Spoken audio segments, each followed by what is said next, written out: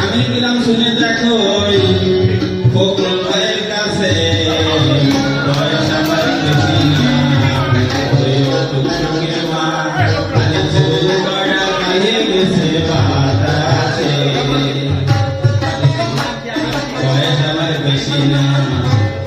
টুকটুকির মা